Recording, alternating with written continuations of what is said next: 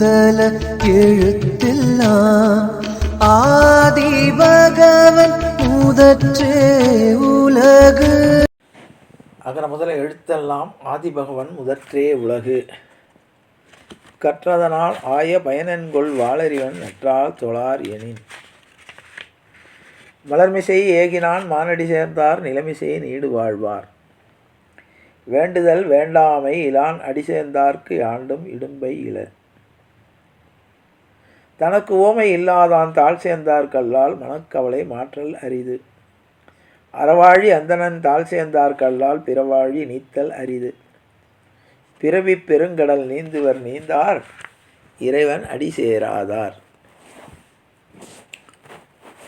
நன்னெறி காட்டிய வள்ளுவப் பெருந்தகையுடைய வாக்கிலே பொருட்பாலிலே ஒளிபியல் என்ற தலைப்பின் கீழ் 106வது அதிகாரம் இரவு. இரவு என்றால் இரத்தல் என்றால் இரவு என்றால் இரவுன்னா ராத்திரி இல்லை. இரவு என்றால் இரத்தல் என்றால் யாசித்தல், ஒருவனிடம் உதவி கேட்டு யாசகம் கேட்டல். யாசித்தல் என்பது வேற, பிச்சை என்பது வேற. பிச்சை என்பது தொழிலாக செய்வது. யாசகம் என்பது ஒரு தற்காலிகமாக ஒரு உதவி கேட்டு செல்லுதல்.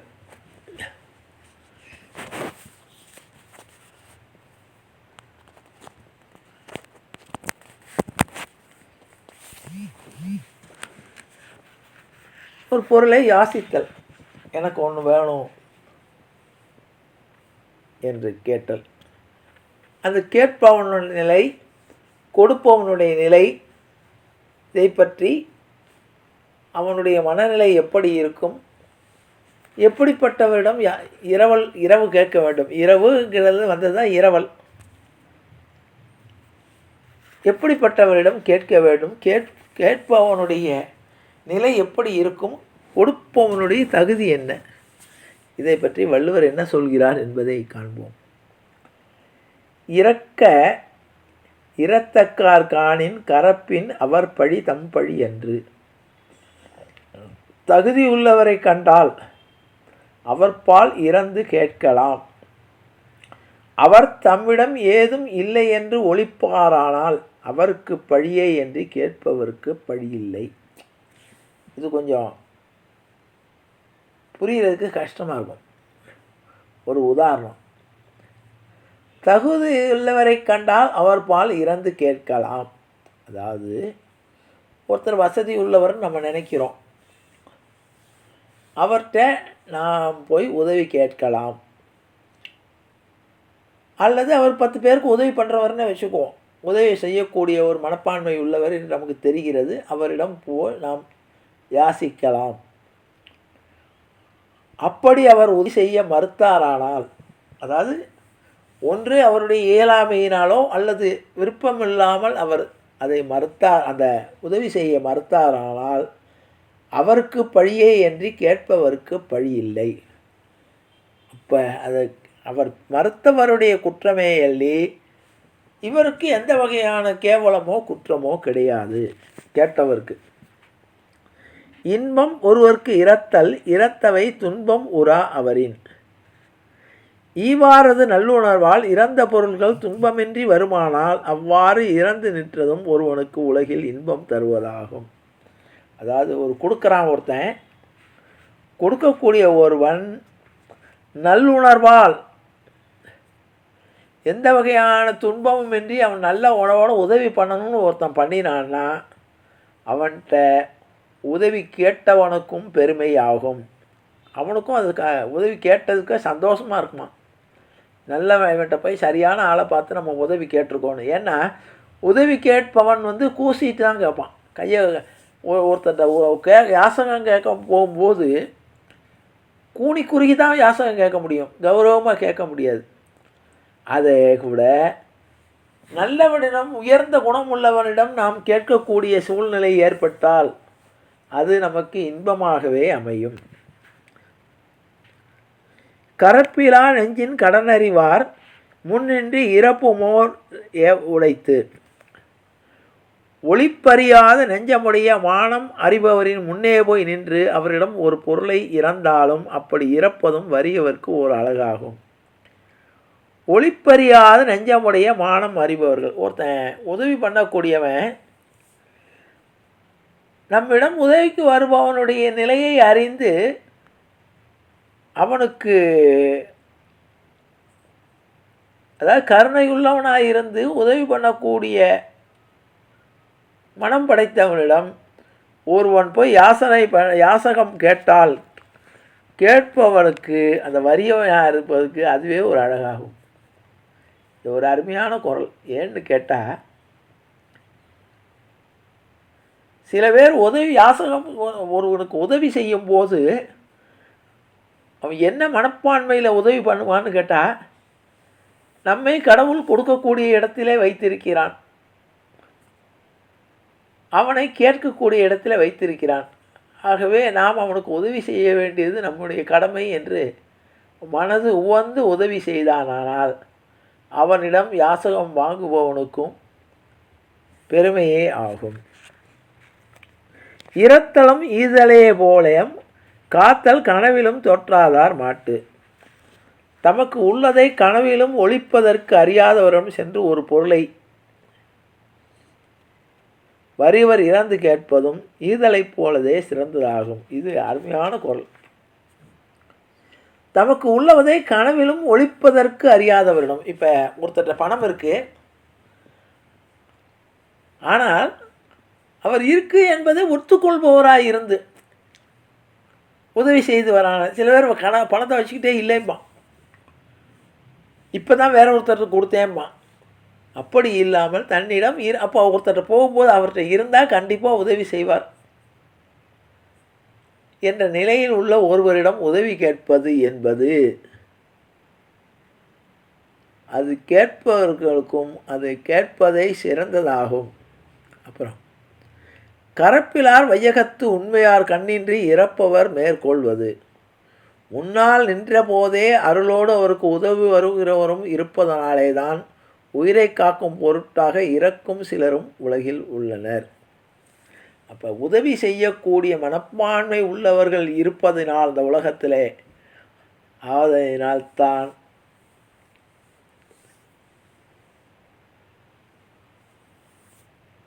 உயிரை விட துணிந்தவர்கள் கூட ஒரு நம்பிக்கையோடு உயிர் வாழ்வதற்கு காரணம் இந்த மாதிரி ஈர மனம் படைத்த மனிதர்களால் தான். கரப்பிடும்பை இல்லாரை காணின் நிரப்பிடும்பை எல்லாம் ஒருங்குகடும். உள்ளதை ஒழிக்கும் மனநோய் இல்லாதவரை கண்டால் மானம் விடாமல் இறப்பவர்க்கு அவர் அருமை துன்பங்கள் எல்லாம் ஒருங்கே அவரை விட்டு போய்விடும். அதாவது இருப்பதை கொடுக்கக்கூடிய மனப்பான்மை உள்ள ஒருவனிடம் போய் ஒருவன் யாசகம் கேட்டால் அவன் யாசகம் வாங்கினா கூட அவனுடைய துன்பங்கள் எல்லாம் போய்விடும். ஏன்னா கொடுக்குறவன் நல்ல மனசோடு அவன் நல்லா இருக்கணும் என்று தன்னிடம் இருப்பதை பகிர்ந்து கொடுக்கக்கூடிய மனம் படைத்தவனிடம் யாசகம் வாங்கினால் கூட அவன் நிரந்தரமாக யாசகம் வாங்குபவனாக இருக்க மாட்டான். இகழ்ந்தெல்லாது ஈவாரை காணின் மகிழ்ந்துள்ளம் உள்ளுள் உவப்பது உடைத்து. தம்மை அவமதித்து இழிவாய் பேசாமல் பொருள் தருவாரை கண்டால் இறப்பவரது நெஞ்சமும் மகிழ்ந்து உள்ளுக்கு உள்ளாகவே உவப்பது உண்டு. அதாவது ஒருத்தன் போய் வறுமையினால் ஒருத்தன் கேட்குறான், அவனை இகழ்வாக பேசாமல் அவனுடைய வறுமையை உணர்ந்து கவலைப்படாத, என்னால் முடிந்ததை செய்கிறேன் என்று உதவி செய்யக்கூடிய அவனுடைய உதவியானது அவன் செய்யக்கூட உதவி சிறிதாகவே இருக்கும். ஆனால் அதை பெறுபவனுடைய மனசில் ஏற்படக்கூடிய சந்தோஷம் அதிகமாக இருக்கும். இறப்பாரை இல்லாயின் ஈர்கண்மை ஞாலம் மரப்பாவை சென்று வந்தற்று. வறுமையால் இறப்பவர் இல்லையானால் குளிர்ந்த இடத்தை உடைய பெரிய உலகினரின் போக்கும் வரவும் மரப்பாவை இயந்திர கயிற்றால் சென்று வந்தால் போன்றதாகும்.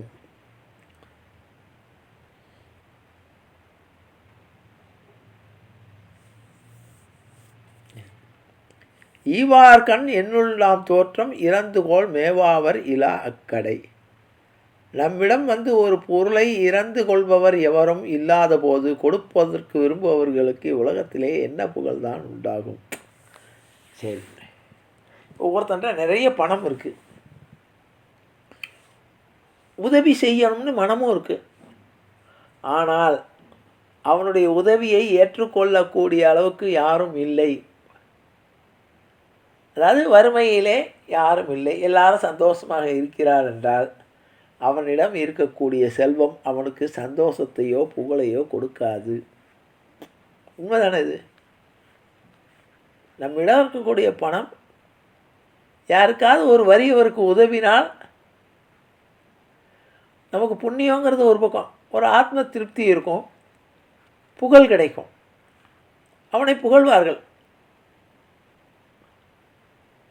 ஆனால் என்னிடம் பணம் இருக்கிறது, ஆனால் யாரும் உதவிக்கு வரவில்லை, அந்த பணத்தை நானே ஏகபோகமாக அனுபவித்து கொண்டிருக்கிறேன், அல்லது அந்த பணத்தை சும்மா வைத்து கொண்டிருக்கிறேன். அப்படி என்றால் எனக்கு எந்த புகழும் கிடைக்காது, மன நிறைவும் கிடைக்காது. அதுதான் வள்ளுவன் அழகாக சொல்வார், இறப்பான் வெகுளாமை வேண்டும் நிரப்பிடும்பை தானேயும் சாலும் கரி. இறப்பவன்னா யாசிப்பவன் அர்த்தம். ஒருபோதும் தனக்கு தராதவனை வெகுளாமல் இருக்க வேண்டும். பொருள் வேண்டிய பொழுது வந்து உதவாது என்பதற்கு அதன் வறுமையே சான்றாகும். அதாவது யாசகம் கேட்க போகிறவன் கொடுக்காதவனை, தனக்கு தராதவனை வெகுளாமல் இருக்க வேண்டும், அவன் மேலே கோவப்படக்கூடாது. ஏன்னா பொருள் வேண்டிய பொழுது வந்து உதவாது என்பதற்கு அவன் வறுமையே சான்றாகும். நம்மிடம் இருக்கக்கூடிய பொருள் கூட நமக்கு வேணுங்கிறப்போ உபயோகப்படாது. காரணம் என்னென்னா வறுமை. சரி, அப்போ யாசகம் கேட்பதை நம்முடைய புராணங்கள் எப்படி சொல்கின்றன? இதில் யாசகத்துக்காகனே புராணத்தில் 2 இடம் உண்டு.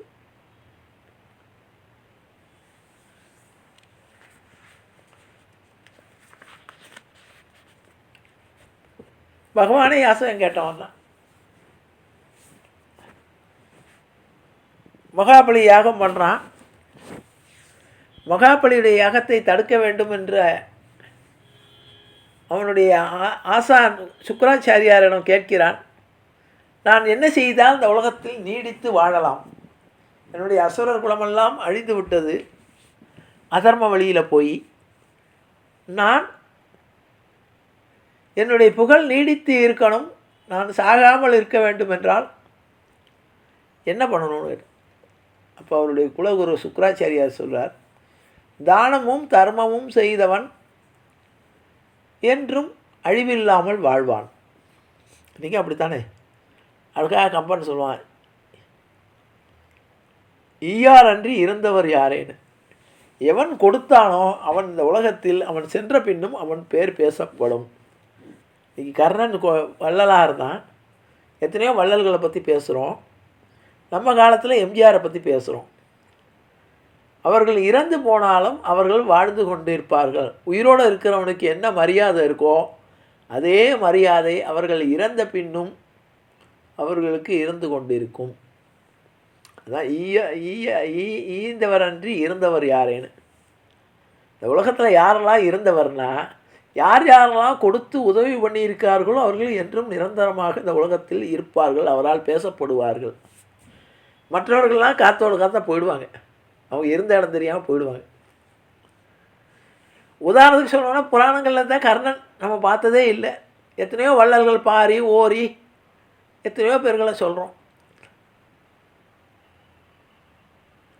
முல்லைக்கு தேர் கொடுத்தான் பாரிங்கிறோம்.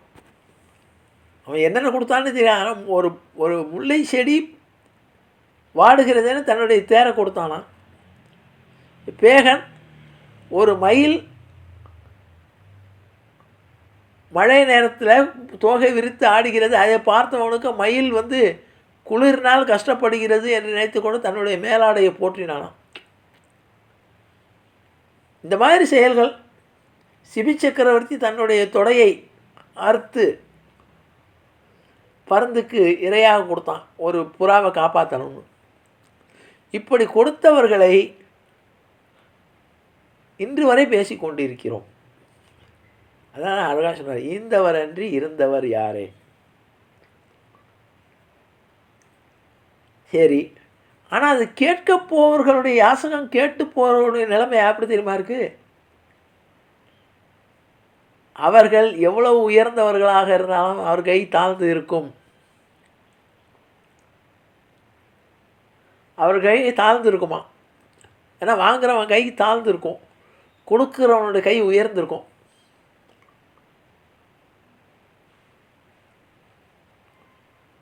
அதுக்கு அழகாக கண்ணதாசன் அழகாக சொல்லுவான், கர்ணன் வந்து அதையே மாற்றினானான். அழகாக கண்ணதாசன் சொல்லுவான். எப்படி சொல்லுவான்னா,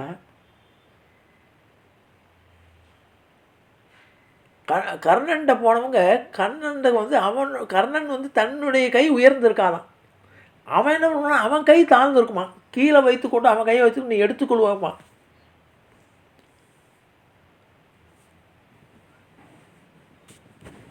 கர்ணன் அப்படி வாழ்ந்தான். என்னுடைய கை அவனுடைய கை உயர்ந்திருந்தால் அவனுக்கு கர்வம் வந்துடுவான், நம்ம கொடுக்குறோன்னு. அந்த கர்வம் வரக்கூடாதுங்கிறக்க அவன் கையில் வைத்துக்கொண்டு நீங்கள் எடுத்துக்குவோம்பானா, அவனாக எடுத்துக்கணுமா.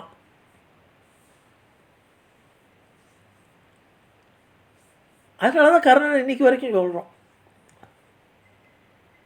பகவான் யாசகம் மகாபலிகிட்டே யாசகம் கேட்கணும் முடிவு பண்ணான். ஏன்னா இவன் தர்மம் பண்ணிக்கொண்டே இருக்கிறான்னு கேட்க கேட்க எல்லாருக்கும் ஒரு யாகம் பண்ணுறான்.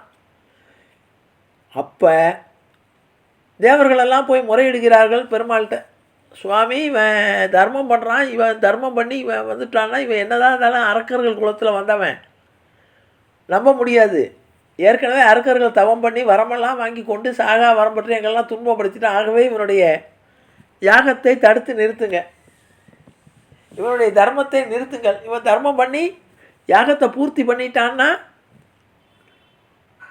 அழியாத வரம் பெற்றுவான். இந்த அழியாத வரம் பெற்ற அரக்கர்கள்லாம் என்ன பண்ணாங்கன்னு உங்களுக்கு தெரியும். ஆகவே இந்த யாகத்தை நிறுத்துங்கண்ணா. இப்போ பெருமாள் வாமனனாக ஓங்கி உலகளந்த உத்தமனாக இருக்கக்கூடியவன் வாமனனாக தன்னுடைய உருவத்தை சுருக்கி கொண்டு போனான். யோசிச்சு பாருங்க, ஒரு சாதாரண நிலையில் இருக்கக்கூடிய மாவலியானவன் உயர்ந்தவனாக இருக்கிறான். ஏன்னா அவன் கொடுக்குற நிலைமையில் இருக்கான். விஸ்வரூபி ஆகிய பகவான் வாங்கக்கூடிய நிலைமையில் வந்த உடனே தன்னுடைய உடலை சுருக்கி கொண்டு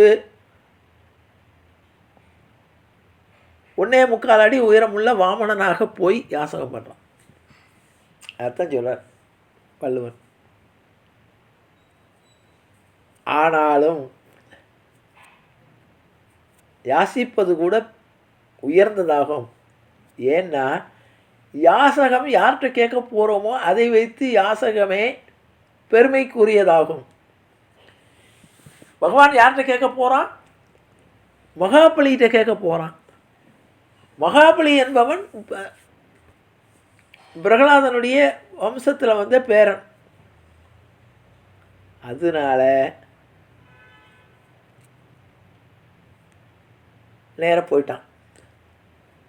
இது ரொம்ப அருமையான காட்சி. அது எல்லாம் யாகம் பண்ணி பூர்த்தியாக போகுது, பூர்ணாகுதி பண்ணக்கூடிய நேரம். எல்லாருக்கும் தான தர்மங்கள் எல்லாம் வாரி வழங்கிட்டான். இனிமேல் கொடுக்கறதுக்கு ஆளே கிடையாது. கடைசியாக இந்த சிறுவனாக வாமனன் வருகிறான் யாகசாலைக்குள்ளே. இந்த யாகசாலைக்குள்ளே வந்த உடனே அவனை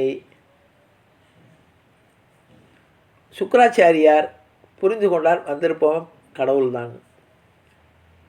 இந்த யாகத்தை நிறுத்துவதற்காக அசுரகுலத்தை இந்த யாகம் பூர்த்தியாகிவிட்டால் அசுரர்கள் பலம் பெற்று விடுவார்கள். ஆகவே இதை நிறுத்தணும்னு சொல்லி பகவான் வந்திருக்கான்னு புரிந்து கொண்டு நேர மகாபலிகிட்ட போகிறான்.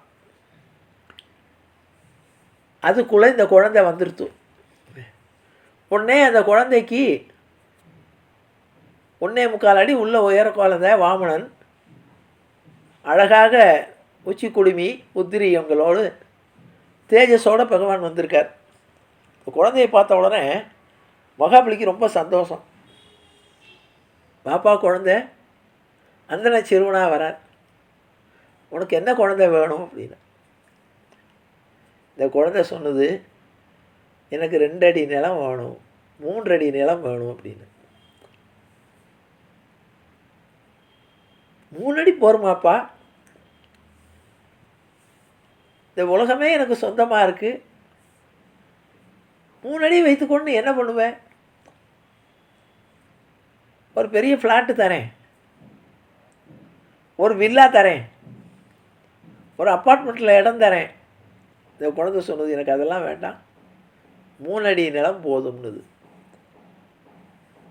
குழந்தைங்கிறது சரியாக இருக்கேப்பா. ஒரு பெரியவங்களை கூப்பிட்டு வந்தேன்னா கூட ஒரு கேட்க தெரியும், உனக்கு கேட்கவே தெரியலையே, யாசகமே கேட்க தெரியலையே உனக்கு. எனக்கு அவன் கொடுத்து பழகினவன் தானே பெருமாள், என்னைக்கு யாசகம் கேட்டிருக்கான்? நீ புதுசு போல இருக்கு, யாசகம் கேட்டு உனக்கு பழக்கம் இல்லை, அதனால் கேட்கவே தெரியல, யாசிக்க கூட உனக்கு தெரியலையேப்பா. சரி 3 அடி போருமா? போகிறோம். சரி, நான் என்னுடைய காலனால் 3 அடி அளந்து தரேன், ஏன்னா காலை நல்லா தூக்கி போட்டு இடமாக தாராளமாக இருக்கும். அந்த குழந்தை சொன்னது, இல்லை இல்லை, என் காலடியில் 3 அடி கொடுத்தா போரும். உழைக்க தெரியாத குழந்தையாக இருக்கியப்பா, உன் காலடியில் 3 அடி அளந்தேன்னா நிற்கக்கூட இடம் இருக்காது, அந்த இடத்த வைத்துக்கொண்டு நீ என்ன செய்வேன்? இந்த குழந்தை பிடிவாதமாக சொன்னது, எனக்கு என் காலடியில் 3 அடி அளந்துக்கிறேன் நான், எனக்கு அதை கொடுத்தா போரும். இவனும் எவ்வளவோ சொல்லி பார்த்தான். இப்போது சுக்கராச்சாரியார் அருகில் வந்துட்டார். வந்தவர் மகாபலியுடைய காதில் சொல்கிறார், அப்பா, இந்த குழந்தை சாதாரண குழந்தைன்னு நினைக்காத, சாட்சாத் மகாவிஷ்ணு தான் வந்திருக்கான். இந்த அசுரகுலம் தேவர்களெல்லாம் தூண்டி விட்டு அசுரர்களுடைய பலம் கூடக்கூடாது என்பதற்காக நீ செய்த யாகத்துடைய பலத்தினால் நீ நிரந்தரமான வாழ்க்கை பெற்றுட்டேன, அசுரர்களுக்கு ஆபத்துன்னு சொல்லி பெருமாள்கிட்ட முறையிட்டு வந்திருக்காரு, அதனால் நீ கொடுக்காத. அப்போ மகாபலி சொன்னான், ஆச்சாரியாரே, நீங்கள் சொல்கிறது சரியா? தர்மம் செய்கிறத தடுக்கலாமா? வள்ளுவன் சொல்லுவான், கொடுப்பது அறுக்கத்தான் குற்றம், உண்பதும் உடுப்பதும் இன்றி கெடும். நம்ம கொடுக்கணும், கொடுக்காவிட்டால் கொடுப்பவனை தடுக்கக்கூடாது, தடுத்தா அது மகா பாவம். இதை நீங்களே எனக்கு சொல்லியிருக்கீங்க, நீங்களே இதை சொல்லலாமா? இன்னொன்று, வந்திருப்பவன் பகவான்னு சொல்கிறீங்க, பகவானே என்னிடம் கையேந்தி நிற்கும்போது, அப்படிப்பட்ட விஸ்வரூபியாகிய பெருமாளே தன்னுடைய உடம்பை சுருக்கி கொண்டு வரும்போது நான் இல்லைன்னு சொல்லலாமா? எல்லாருக்கும் கொடுப்பவன் பகவான், அவன் என்னிடம் யாசகனாக வந்து நிற்கும்போது நான் இல்லைன்னு சொன்னேன்னா நான் அவனை விட சின்னவனாகிடுவேனே. 1.25 அடி உள்ள தன்னுடைய உடலை சுருக்கி கொண்டு வந்தக்கூடிய அவனை விட நான் உருவத்திலும் எண்ணத்திலும் குறுகியவன் ஆகிடுவேனே. என்ன வந்தாலும் சரி நான் கொடுப்பேன்ப. கொடுக்க போகாத தடுக்கிறதுக்கு சுக்கிரன் வந்து அந்த தண்ணீரை வச்சு தானம் பண்ணும்போது அந்த கமண்டலத்தில் அடைப்பார், தெற்ப புல்லுனால அவனுடைய கண்ணை குருடாக்கிடுவார். இதெல்லாம் கதை. அதை கையில் வாங்கின உடனே அந்த நீர் தன்னுடைய கையிலே பட்ட உடனே 3 அடி நிலத்தை உன்னுடைய காலடியினால் எடுத்துக்கொள் என்று சொல்லி அந்த தண்ணீர் கையில் விழுந்த உடனே ஓங்கி விஸ்வரூபியாக நின்றுட்டான். ஓங்கி உலகளந்த உத்தமன் பேர்பாடி என்ன அதான் தெரியும். அப்போ யாசகம் என்பது உயர்ந்தவரிடம் கொடுக்கக்கூடிய மனம் உள்ளவரிடம், உவப்போடு கொடுக்கக்கூடிய மனம் உள்ளவரிடம் யாசகம் வாங்குவது என்பது அதுவும் பெருமைக்குரியதாகும். பகவானே நிரூபித்தார். ஏன்னா யாசகம் கொடுக்கக்கூடிய மகாபலி தனக்கு அதனால் ஆபத்து வரும் என்று தெரிந்தும் கூட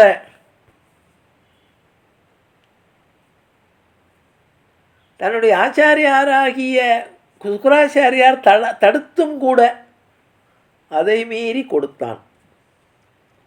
ஆகவே யாசிப்பது என்பது பெருமைக்குரியது.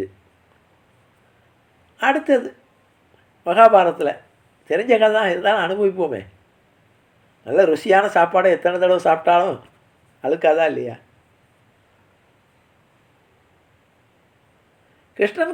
கர்ணன் உயிர் போர்க்களத்தில் தன்னுடைய உயிர் போகக்கூடிய நிலையில் இருக்கான். கிருஷ்ணன் அவனிடம் யாசகனாக போய் பிராமணனாக போய் கேட்குறான். அப்போ கர்ணன் சொல்கிறான், சுவாமி இன்னும் இந்த போர்க்களத்தில் வந்திருக்கீங்களேண்ணா, கர்ணா உன்னை தேடிட்டு வந்தேன், நாட்டில் போய் உன்னிடம் உதவி கேட்கலாம், யாசகம் கேட்டு ஏதோ பிழைச்சிக்கலான்னு வந்தேன். ஆனால் இப்படிப்பட்ட நிலைமையில் நீ உயிருக்கு குத்துயிரும் குழமையாக இருக்கியே, ஆகவே நான் உன்ட்ட என்னத்தை கேட்குறது, நான் திரும்பி போகிறேங்கிறான். அப்போ கர்ணன் தடுத்து நிறுத்துறான். சுவாமி, இதுவரை என்னிடம் இருந்த பொருள்களையெல்லாம் நான் கேட்டவர்களாம் இல்லைன்னு சொல்லாமல் நான் கொடுத்துட்டேன். இப்போ சாக போகிற நிலைமையில் எனக்கு நீங்கள் வந்து நான் கொடுக்க முடியாதுங்கிற நிலைமையில் நீங்கள் போகிறீங்களே, என்னை அப்படி ஒரு அவப்பேருக்கு ஆளாக்கிட்டீங்களே, என்னிடம் இருப்பது எதையாவது கேளுங்க அப்படின்னு. அப்போ கிருஷ்ணன் கேட்டான். கிருஷ்ணன் அந்தனர் வடிவத்தில் வந்த கிருஷ்ணன் கேட்டான், ஏப்பா நான் உன்னோட பொண்ணும் பொருளும் வாங்கலான்னு வந்தேன், அதெல்லாம் இப்போ வாங்க முடியாது, அதை பற்றி எனக்கு கவலை இல்லை. நான் பிராமணனாக பிறந்து யாருக்கும் எந்த தர்மமும் பண்ணதில்லை, தானம் பண்ணதில்லை, யாசகம் வாங்கியே என்னுடைய பொழுது கழிச்சு போச்சு. நான் என்கிட்ட புண்ணியமே கிடையாது, பகவான்கிட்ட ஏது புண்ணியம்? அவன் நம்முடைய பாவத்தையெல்லாம் தான் வாங்கிக்கிறான். யாராவது புண்ணியத்தை கொடுக்குறோமா பகவானுக்கு? அதான் சர்வதர்மான் பரித்யக்ஷமா ஏகம் சரணம் விரஜ. என்னுடைய பாவத்தையும் புண்ணியத்தையும் பகவான்கிட்ட ஒப்படைக்கணும். நாம் வந்து புண்ணியத்தை நம்ம வச்சுக்கிட்டே இருக்கோம், பாவத்தை பூரா நம்ம கொடுக்க ரெடியாக இருக்கோம். என் பாவத்தையெல்லாம் பெருமாள்கிட்ட கொண்டு ஒப்படைச்சிருவோம், கங்கையில் கொண்டு குளிச்சு பெருமாள் தண்ணி வச்சுக்கணும். புண்ணியம் நான் வச்சுக்க, புண்ணியம் வச்சுக்க அந்த புண்ணியத்தை அனுபவிப்பதற்கு அடுத்த பிறவி உண்டு. அதான் காயேன வாச்சா மனசேந்திரியை வா புத்தியாத்மனா வா பிரகிருதே சுவாபா கரோமி அத்த சகலம் பரஸ்மை நாராயணாய் சமர்ப்பயாமி. என்னுடைய பாவம் புண்ணியம் எல்லாத்தையும் பகவான்கிட்ட ஒப்படைக்கணும். அப்போ தான் நில் பேலன்ஸ். வெறுங்கையோடு போகலாம் பெருமாள்கிட்ட. லக்கேஜ் இருந்ததுன்னா பெருமாள் கீழே அனுப்பிடுவான். பாபம் கையில் இருந்தாலும் அதை அனுபவிக்க கீழே போகணும், புண்ணிய ஸ்டாக் இருந்தாலும் அதை அனுபவிக்க கீழே இறங்கி ஆகணும். பாவ புண்ணியத்தை இரண்டையும் பகவானோட ஒப்படைச்சிட்டா நம்மகிட்ட ஒன்றுமே பேலன்ஸ் இல்லை. ஃப்ரீ லக்கேஜ், லக்கேஜ் இல்லாத வெறுங்கையோட ட்ராவல், எங்கே வேணாலும் உட்காந்துட்டு போகலாம். ஆகவே அந்த பகவான் என்கிட்ட இருக்கிறத கேளுன்னா, இப்போ எந்த வகையான புண்ணியத்தையும் நான் சேர்த்துக்கல. பெருமாள் புண்ணியம் சேர்ப்பாரா? என்கிட்ட எந்த புண்ணியமும் இல்லை. நான் யாசகம் வாங்கி எல்லாம் வாங்கித்தான் பழகிருக்கேன், இதுவரை கொடுக்கவே இல்லை. ஆகவே என்கிட்ட புண்ணியமே இல்லை. அதனால் நீ இது வரைக்கும் நிறைய புண்ணியம் சேர்த்து வச்சுருக்கேன், அந்த புண்ணியத்தையெல்லாம் எனக்கு கூட அப்படின்னாரு. கர்ணன் ரொம்ப சந்தோஷப்பட்டானா, சுவாமி எனக்கு ரொம்ப நல்ல காரியம் பண்ணீங்க, என்னிடம் சாகக்கூடிய நேரத்தில் என்னுடைய வேறு ஏதாவது பொருளை கேட்டிங்கன்னா எனக்கு கொடுக்க முடியாது, என்கிட்ட இருக்கிற இந்த புண்ணியம் ஒன்று தானே, அத்தனை செய் புண்ணியம் யாவும் தந்தேன்னா, எல்லா வகையான புண்ணியத்தையும் உனக்கு கொடுத்துட்டேன்னு சொல்லி தன்னுடைய மார்பில் இருந்த அம்பை எடுத்து அது ரத்தத்தை எடுத்து கொடுத்தானான். இது ரொம்ப ரசமான ஒரு காட்சி. இப்போ கொடுக்கக்கூடிய கர்ணன் உயர்ந்த நிலையில் இருக்கான், வாங்கக்கூடிய கிருஷ்ணனுடைய கை தாழ்ந்திருக்கு. கர்ணன் இது வரைக்கும் யாருக்குமே தன்னுடைய கையை உயர்த்தி கொடுத்ததில்லை. ஏன்னு கேட்டால் அவன் என்ன பண்ணுவானு, எடுத்துக்கோன்னு கையில் வச்சுட்டு எடுத்துக்க சொல்லுவானான். ஏன்னா கொடுத்தா குறைச்சி கொடுப்போன்ட்டு கை நிறைய பொருளை எடுத்து கொடுத்து உனக்கு வேணுங்கிறத எடுத்துக்குவோம்பானான். வலது கை கொடுப்பதை இடது கை அறியாவண்ணம் கொடுத்தவன் கர்ணமாறன், வறுமைக்கு வறுமையை வைத்தது ஒரு வள்ளல் வாழ்கவேன்னு கண்ணதாசன் பாடினான். மன்னவர் வேண்டும் என்று கேட்டால் மற்றவர் கொடுப்பார், மாமன்னன் கர்ணோ தன் கரம் நீட்டுவான் மற்றவர் எடுத்துக்கொள்வார். கர்ணன் என்ன பண்ணுவானோ தன் கரம் இவனுடைய தாழ்ந்திருக்குமா, கொடுக்குறவன் கை மேலே, வாங்குறவன் கை உயர்ந்திருக்குமா, அவன் எடுத்துக்குவானா. நீ எடுத்துக்கோ, நான் கொடுத்தேன்னா எனக்கு கர்வம் வந்துடும் பானா.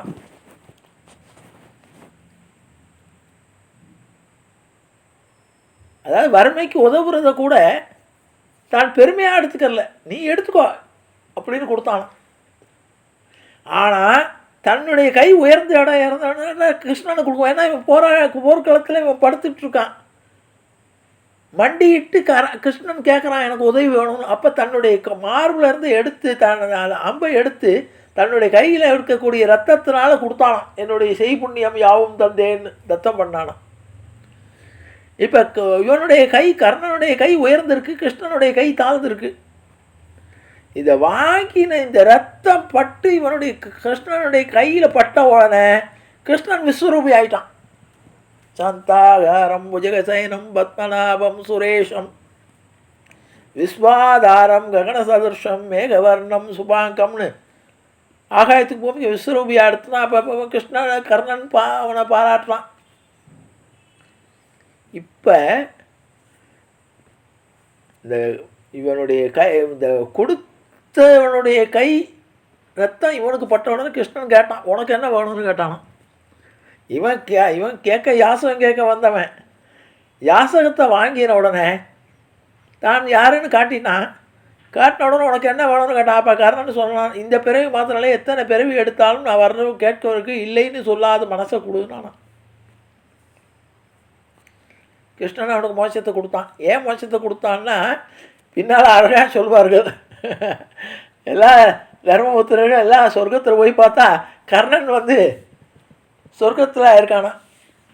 எல்லோரும் கேட்பாங்க என்ன எல்லா வாழ்நாளில் பூரா இவன் தர்மம் பண்ணாங்கிறது ஒரு பக்கம், எத்தனை பாவம் பண்ணியிருக்கான். எங்கள் பாஞ்சாலியை துயிலும் போது இவனும் குக்கத்தில் இருந்தான், அபிமன்யுவை கொள்ளும் போது எல்லா காரியங்களுக்கும் இவன் தான் துணைக்கு நின்னான்.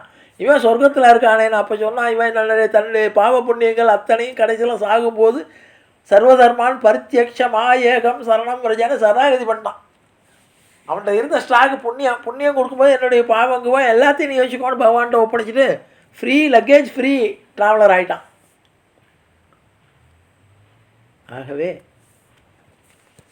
இந்த நல்குரவு என்ற இரவு என்ற அதிகாரத்திலே யாசித்தலுடைய நிலைமையை பற்றி, ஏன்னா அடுத்தாப்புல இப்போ அழகாக சொன்னார். எப்படி யாசகம்ங்கிறது எப்படி இருக்கணும், யாசகத்துக்கு உதவுபவனுடைய மனநிலை எப்படி இருக்கணும், யாரிடம் யாசகம் போகணும், யாரிடம் யாசகம் போனால் அந்த யாசகத்துக்கு பெருமை. சிலர்கிட்ட உதவி வாங்கிக்கிறதே பெருமை. சில பேர்கிட்ட போய் உதவி வாங்கிட்டோமே இருக்கும், தெரியாதனமாக இவன்கிட்ட போய் நிற்க வேண்டியதாக இருக்கே, இவனிடம் போய் நிற்கிற மாதிரி பகவான் என்னை வச்சுட்டானேன்னு நினைக்கக்கூடிய சூழ்நிலை இருக்கும். அப்படி சில பேர்கிட்ட உதவி கேட்க போவோம். அப்படி கேட்பது இறப்பதை விட கேவலமானது. ஆனால் சிலரிடம் கேட்பதே பெருமைக்குரியதாக இருக்கும். வறுமையினால தான் போய் உதவி கேட்பான். ஆனால் உதவுபவனுடைய குணத்தை வைத்து உதவி கேட்பவன் நிமிர்ந்து நிற்பான். இவன் கஷ்டப்படுறேன்னு புலம்பவே வேண்டாம். இவன் போய் நின்னாவே சில நேரங்களில் நம்ம நிறைய கேள்விப்படுறோம். உதாரணத்துக்கு சொல்கிறேன், எம்ஜிஆரிடம் உதவி கேட்க ஒருத்தன் போனான்னா இவர் உதவிக்குத்தான் வந்துட்டார்னா அவர் பேச விட மாட்டானா. பேசினா அவன் கஷ்டத்தை சொல்லி அழுவானான். அதை எதுக்கு நம்ம கேட்கணும்? அவனுடைய நிலைமையை முன்னாலே தெரிஞ்சுக்கிடுவார். ஏதாவது சொல்லியிருப்பாங்க, ஒருத்தர் உதவிக்கு வராரு, ஒரு பொண்ணுக்கு கல்யாணத்துக்காக உங்களை பார்க்க வந்திருக்காருன்னு. அவனை பேசவே விட மாட்டானா. முதல்ல சாப்பிடுங்க, சாப்பிட்டீங்களா, சரி போங்க, எல்லாம் நான் பார்த்துக்கிறேன்னு விடுவானான். அவனுக்கு என்ன தேவையோ அதற்கு மேலேயே உதவி பண்ணினான். அதனால தான் இன்றைக்கி வரைக்கும் இறந்து போய் 50 வருஷம் ஆக போது இன்னும் நம்ம அவரை பற்றி பேசுகிறோம். அதுமாதிரி விஜயகாந்த் நடிகரை சொல்லுவாங்க, எப்படிப்பட்டவராக இருந்தால் வந்தால் சாப்பிடுங்க, வயிறு நிறைய சாப்பிடுங்க, அப்புறம் தான் மற்றது. அவன் சாப்பிட்டே வந்தாலும் பரவாயில்ல, நல்லா வயிறு நிறைய. இன்னும் சொல்லப்போனால் இந்த மாமிச உணவு முதற்கொண்டு. இதெல்லாம் எதுக்காக சொல்கிறேன்னா, அப்படி நல்ல மனசோடு உதவுபவர்களிடம் போய் உதவி கேட்பதே பெருமைக்குரியதாக இருக்கும்.